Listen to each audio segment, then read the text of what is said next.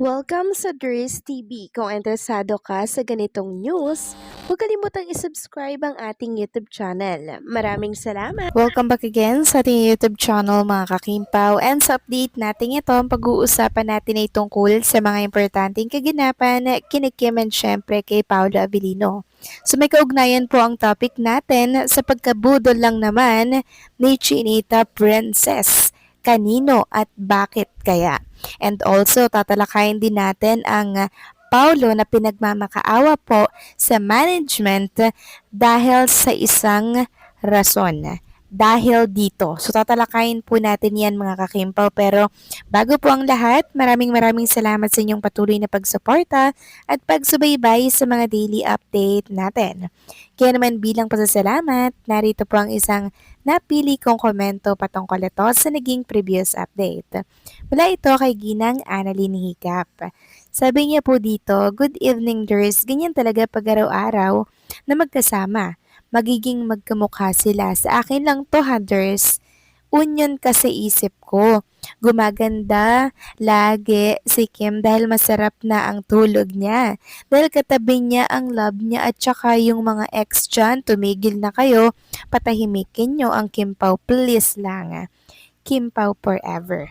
Tama po kayo dyan, Ginang Annalyn ni Hicap. Madalas po talaga pag magkasama po ang mag-couple, kahit sino naman talagang magkakamukha na po kayo mga kakimpaw. Ano pa kaya si Kim and Paolo, 'di ba? Na hindi na po mapaghiwalay, na gusto lagi magkatabi po sila, 'di ba? Pag nawawala po si Chinita Princess sa tabi ni Paolo, lagi pong hinahanap ni Paolo Avellino mga kakimpaw na para bang mawawala si Chinita Princess.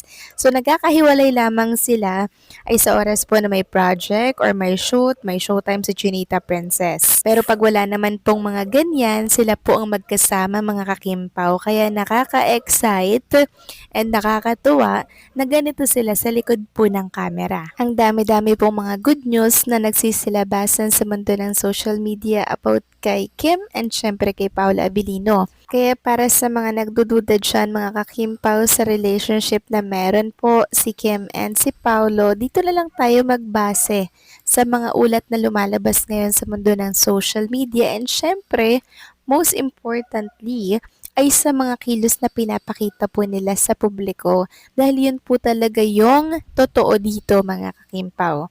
About naman po sa mga exes ni Kim and Paolo Avellino, dead man na lang po tayo dyan dahil napakasaya po natin sa panig ng Kim Pao. Hindi po mangyayari na ipapartner sila kay ganto or kay ganyan. So maraming salamat po sa inyong komento. Ginang Annalyn Hicap, God bless po sa inyo and mabuhay po kayo. So eto na nga, pag-usapan na natin mga kakimpaw, mga topic po na nakalap natin sa update na to, at unahin nating talakayin ang tungkol dito sa pagmamakaawa for Paolo Avellino sa management po ng Kim Pao, kay Ma'am Carlina de la Barcid, and sa Star Magic, and also sa TFC.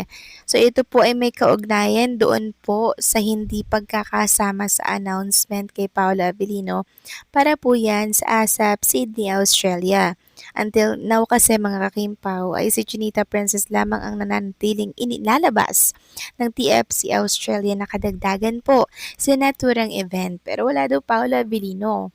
Kaya sabi po ng isang Kim Pao fan dito sa X, "Thank you at kasama si Kim Chu, pero baka naman po isama nyo din si Paolo Avellino sa ASAP Australia.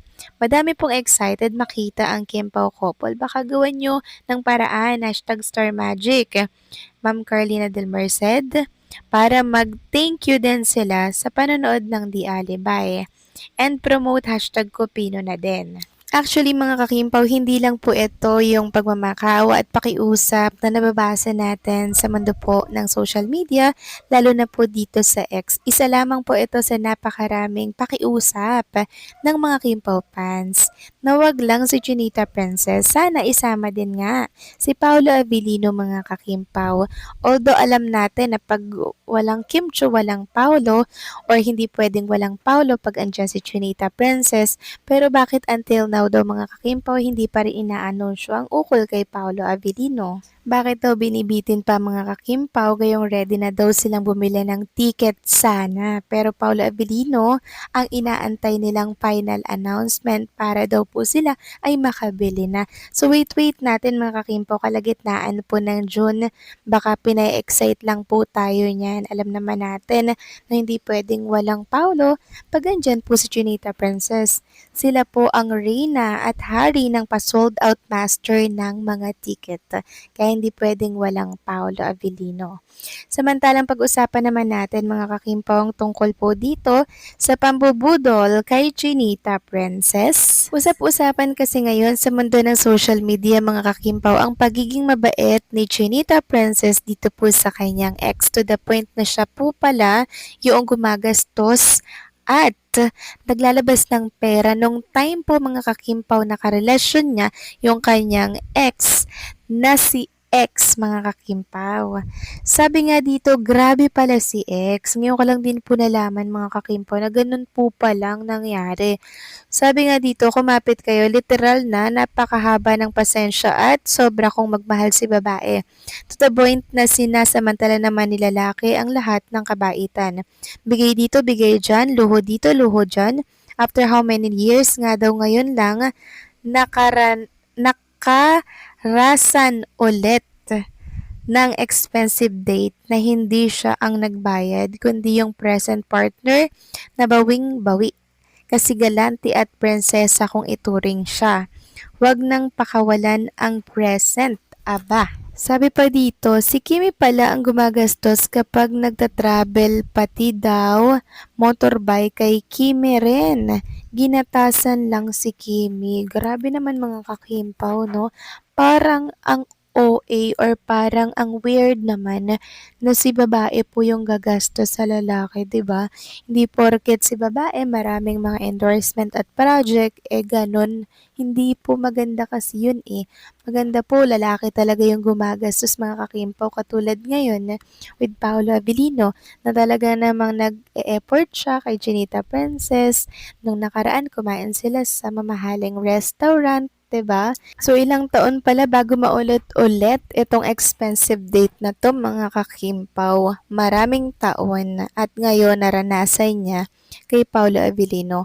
So grabe pala yung pambubudol na ginawa nitong si ex tapos niloko lang si Chinita Princess. Grabe nakakahiya naman yun ano sa part nung lalaki na ang lakas-lakas ng loob magpabili ng ganto, mag-travel sa ganyang lugar or sa ganyang bansa. Tapos at the end, lolokohin lang pala si Chinita Princess. Parang hindi worth it yung oras ni Kim Cho doon mga kakimpaw. Sana talaga yung para ka talaga kay Chinita Princess yung pinag-aksiyahin niya ng oras ng ganun katagal.